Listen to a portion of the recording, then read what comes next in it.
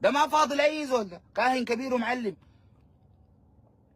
قلنا له يا اخي اسمع، حج امشي لهم حج بيت الله، قال ما مشي. طيب يا سعادتك يا اخي العمره فتحت، ما مشي. ربيع اول ما مشي.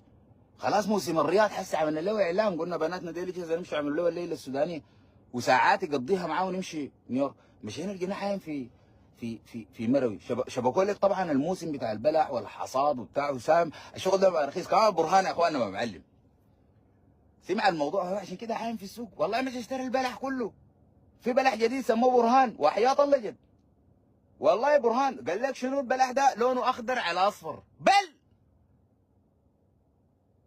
دخل السوق كده شبكوا لك ها تدونا بكم وعشان الجيش وبتاع. طبعا عارف انه داير يعمل بلبلح، عشان احنا معايا شغلتنا يا اخي. مدى الرئيس داير يعمل بلبلح مديدي، داير يوزعوا ساي صدقه في روحه. دي زلزال يا اخوانا كمان ما مرق من ما شبكونا لك محاصرينه، عمل كرامه لروحه، مش اشترى بلح وبرا.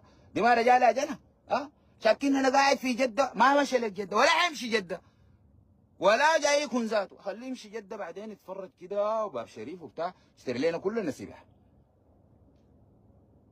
والبرهان جاء يا اخي لقيت حايم في مروي. يا سعادتك ده شنو ده؟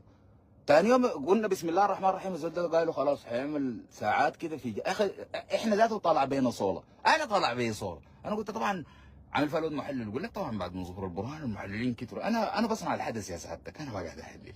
انت بتيجي بتسمعني هنا، انا ما قاعد اقول لك الحصل، بقول لك اللي حيحصل. ها انا الفرق معلش.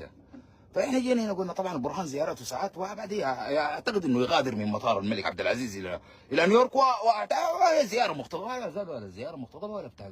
قال لي بلا صرفه بلا بتاع معك. زول قاعد في مروي حايم بلا كروزر. يا زول انت مشيت بطياره هليكوبتر، كروزرات كلها تراب، ما عارف الزول ده قد وين.